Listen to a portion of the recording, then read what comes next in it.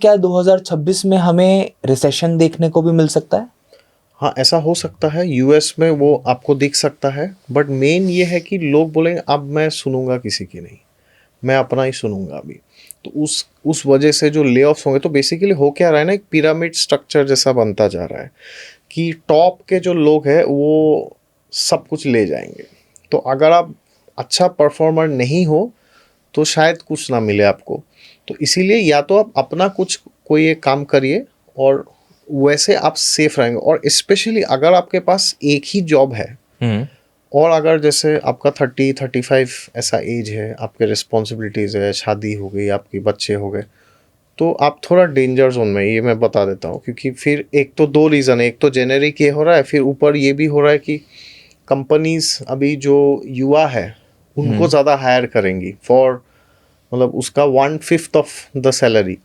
तो उसमें भी एक डेंजर। और अगर आप 40 के ऊपर है तो और थोड़ा क्रिटिकल हो जाता है, और 50 के ऊपर है फिर तो शायद मतलब आपको ले ऑफ होने का चांस बहुत एक्सपोनेंशियली बढ़ जाता है। तो ये जो ले ऑफ्स होंगे, तो इसके वजह से थोड़ा थोड़ा स्टैग्नेशन तो आएगा। और जो आपके लोन्स है, होम लोन है, कार लोन है, बहुत लोग हैं इसको शायद पे नहीं कर पाएंगे। लेकिन वहाँ पे भी वो पिरामिड सीन चलेगा।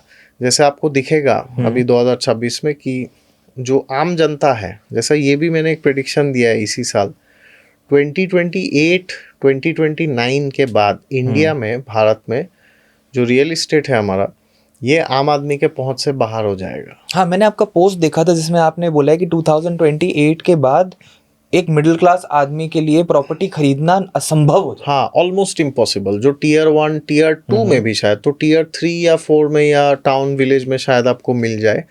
लेकिन वहाँ पे भी वही पिरामिड होगा। तो क्या होगा वैसे, मतलब कि जो बड़े बड़े कंपनीज है कॉर्पोरेट्स में, जैसा हम यूएस में भी आपको देखने को मिलेगा, ये जो ब्लैक रॉक कंपनी है वो घरों को खरीदे जा रही है जी। तो उनका एक ऐसा, क्योंकि राजा के पास क्या होता है, किंगडम होता है। किंगडम में क्या होता है, लैंड और घर वही होता है, और जनता होती है।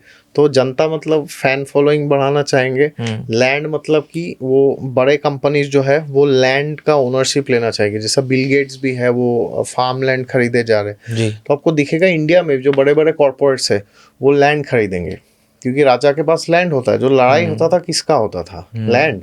तो लैंड पे ऐसे कॉन्फ्लिक्ट्स हो सकते हैं, या कॉन्फ्लिक्ट्स, या मतलब उनका ऐसा होगा कि मैं और लैंड लूँ और लोगों को लूँ, या जो लोग मेरे फेवर में नहीं है, जो इमिग्रेंट्स है, जो इलीगल इमिग्रेशन हुआ है, या तो इंडिया में हो गया या यूएस में हो गया, उनको वहाँ से निकालने का प्लान अभी हो सकता है। ऐसा मतलब अभी एनीवेज ऐसे भी चल ही रहा है, वो कॉमन सेंस है, हम न्यूज़ में देख रहे हैं, बट अभी थोड़ा ज़्यादा हो सकता है वो। तो आपको दिख सकता है कि जैसे राजा का होता है ना, ओ अच्छा तुम मेरे किंगडम में हो but you are not my, so I will send you out. वही तो वैसा राज शासन वाली बात है कि देश निकाला भी हो सकता है बहुत लोगों का। जी। और ऐसा भी हो सकता है अगर आपने कुछ अनशन बोला है देश के बारे में, और अगर आप मतलब देश के खिलाफ ही बोलते रहते हो, तो आपको देश में आने नहीं दिया जा सकता है। ऐसा भी हो सकता है। और जिसने गद्दारी किया है या जो देशद्रोह ये सब किया है, तो उनको, उनके लिए बहुत सीवियर पनिशमेंट्स होगा। और जो कुछ खराब करेगा देश के लिए, उनके लिए भी बहुत पनिशमेंट्स ऐसे आ सकते हैं। तो इन शॉर्ट कहने का मतलब ये है कि हर एक इंसान, प्राइम मिनिस्टर हो या कोई आईएएस ऑफिसर हो, कोई टीचर हो, आईटी वाला हो या फिटनेस इन्फ्लुएंसर, अपना जो पावर है कंसोलिडेट करने का कोशिश करेगा।